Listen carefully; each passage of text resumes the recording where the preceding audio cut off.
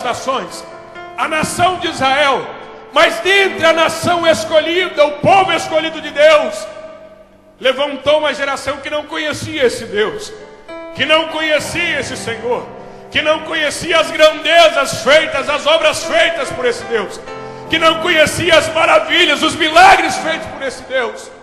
Quais milagres estes? Os milagres da saída do Egito, você conhece muito bem. As 10 pragas do Egito, a última em que Deus tirou o povo com a mão forte do Egito, em que Deus matou os primogênitos de Faraó até o primogênito dos animais. O milagre da abertura do Mar Vermelho, em que o povo pode passar a pés enxutos. O milagre do Rio Jordão, em que o povo também passou a pés enxutos. O milagre da queda das muralhas de Jericó, somente pela garganta. As muralhas que eram então disponíveis por um grito de uma nação e pelo poder do Deus Todo-Poderoso vieram ao chão. As grandes guerras de Josué, as grandes vitórias que Josué teve. O sol parou, a lua parou, o tempo parou para o povo vencer. Se eu e você conhecesse essa história, nós ficaríamos muito felizes por participar dessa história. Mas no meio dessa história, dessa geração, se levanta uma outra. E esta outra que levanta não conhece Deus. Essa outra que levanta não conhece aquilo que Deus fez. Ou se conhece, não guardou no seu coração. Ou se conhece, não quis praticar. Ou se conhece, não quis dar o devido valor. Ou se conhece, não dar a devida importância. Moisés demonstrou essa preocupação muito tempo antes. Quando Deus, pela boca do salmista, diz que uma geração louvará outra geração as suas obras, é porque Deus sabe da responsabilidade de se passar o conhecimento. Conhecimento de Deus, conhecimento dos milagres, conhecimento dos sinais, conhecimento das proezas, conhecimento da glória de Deus, conhecimento da mão do Senhor, conhecimento do poder de Deus, conhecimento da virtude que é adorar ao Senhor. Moisés já demonstrava essa preocupação. Se você pegar o livro de Deuteronômio, você vai ver o livro de Deuteronômio quase que inteiro como um discurso de Moisés, em que Moisés relembra, coloca na cabeça de uma nova geração, a geração de Josué, que está entrando para herdar a terra prometida, está preparada para atravessar o Jordão e conquistar a terra que Deus prometeu. Ele lembra: olha, não esqueça de como o Senhor vos tirou do Egito. Não esqueça do que fez com os reis Og e Bazã, o rei dos amorreus. Não esqueça das maravilhas do Senhor.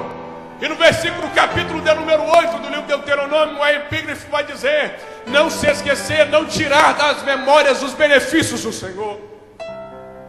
Quão grandes dificuldades passastes no deserto. Quão grandes dificuldades passastes até chegar a essa situação. Quão grande opressão, passaste fome, foste humilhados. Mas sabe de uma coisa? Deus guardou vocês em todas essas coisas. Quando precisaram, queriam alimento, Deus mandou o maná do céu. Quando queriam carne, Deus mandou carne do céu. As suas vestes não acabaram, os sapatos não se desgastaram. Por quê? Porque Deus estava com vocês. Não perca isso da memória. Não deixe isso sair da memória de vocês. Lembre-se disso. Guarde os mandamentos do Senhor no seu coração. Moisés estava falando isso para a geração de Josué. E Josué cumpriu, guardou as palavras no coração. Tanto que ele disse uma das frases mais lindas e belas das Sagradas Escrituras: eu e minha casa serviremos ao Senhor. Ele guardou, mas a geração de Josué veio a dormir. A geração de Josué veio a morrer. Ninguém fica por semente. Ninguém fica por semente. A geração de Josué veio a morrer. E quando ela morre, surge essa geração de Juízes, capítulo 2, versículo 10 em diante, que ela se afasta da presença do Senhor, em que ela vai atrás de deuses estranhos, deuses das nações que eles deveriam expelir, provocando ira ao Senhor. Mas o que você quer dizer nessa noite, irmão Ledilson, com o Congresso dos Varões? O que você quer passar nessa noite, você já vai entender. Quando nós falamos em celebrar a unidade, nós trazemos a ideia do que é ser unido, do que é ter a unidade. Unidade é quando a coletividade junta-se em prol de um bem comum. É quando várias pessoas se unem em prol de uma finalidade. pessoas diferentes, com características diferentes, personalidades diferentes, aparências diferentes, jeitos diferentes, mas abre mão das suas diferenças para poder seguir uma direção, para poder seguir a um norte. Quando nós falamos das irmãs é fácil. As irmãs são amorosas por natureza. As mulheres são amorosas por natureza. Elas amam porque o amor é uma característica intrínseca da mulher. Exemplo é só olhar o amor de uma mãe para com o filho. O amor é uma característica intrínseca. Então, para a mulher abrir mão de certas situações, de certas premissas para poder se unir em prol de um bem comum é mais fácil. Quando falamos de um jovem, quando é para um jovem abrir mão de certas situações em prol de uma amizade, em prol da coletividade é fácil, porque o jovem ele é social, ele quer fazer amizade, ele quer estar no meio do grupo.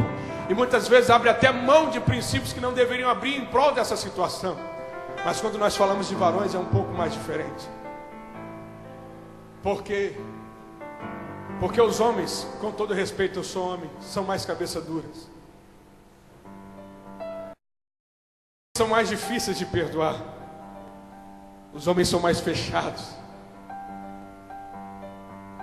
Os homens se fecham mais entre si. E é aí que eu vejo a maravilha do milagre de Deus. Quando eu olho, eu vejo um conjunto de varão desse aqui, eu vejo como é que o milagre de Deus é perfeito. Se você olhar para o seu lado, você vai ver um gordinho, um magrinho, um careca, um cabeludo, um escurinho, um clarinho. É só olhar, você vai ver. Um é diferente do outro. E se você parasse aqui para discutir alguns assuntos, alguns temas, cada um teria uma opinião, e daqui a pouco você veria nego gritando, não, não, não, não, não. Porque o homem é assim, ele é viril, pela força, ele quer impor o seu limite. Mas quando eu olho, eu vejo a maravilha do milagre de Deus aqui. Sabe por quê? Porque nós estamos unidos com uma única finalidade. Nós estamos unidos com um único objetivo. Existe uma coisa que nos une nessa noite. Existe uma coisa que faz com que nós sejamos unidos. E vamos celebrar essa unidade. Sabe o que é isso? É a cruz do Calvário. É a cruz do Calvário. Ela é capaz de nos unir na coletividade e fazer com que nós deixemos as diferenças de lado.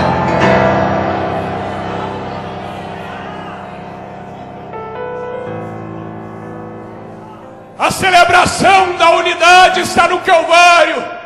A celebração da unidade está na cruz. É por isso, porque é pela cruz que se faz a coletividade. É pela cruz que nós vivemos em comunidade. É pela cruz que os diferentes se fazem um. É pela cruz que nós se fazemos igreja. É pela cruz que nós se fazemos família.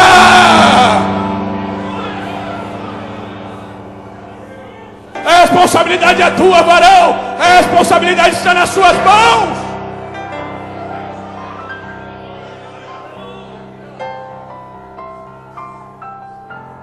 Por que você diz isso? Repare um detalhe. Olhe para o púlpito. Olhe para as nossas pregações.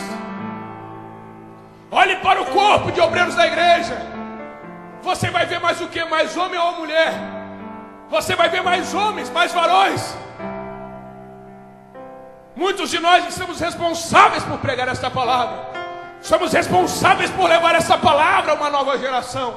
Somos responsáveis por conduzir essa geração, passar a ela o conhecimento, passar a ela o que ela precisa saber para se manter viva, passar a ela o que ela precisa saber para se manter de pé.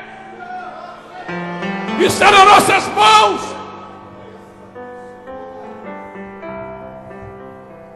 Está na nossa responsabilidade. Sabe por quê? Quando você olha 32 anos de conquista, primeira coisa que vai vir na sua cabeça, sabe o que é? 32 anos de conquista significa que essa igreja tem uma história. Significa que essa igreja, esse ministério tem uma história. Isso não surgiu da noite para o dia, não. Isso não surgiu meramente obra do acaso. Isso não é fato de Big Bang, não. Isso tem um fundamento, isso tem uma origem, isso tem uma história. Esses tijolos não chegaram aqui sozinhos. Esses bancos não entraram aqui sozinhos. Esse templo não foi erguido sozinho, não. Esta igreja tem uma história, este ministério tem uma história, e você precisa anunciar essa história.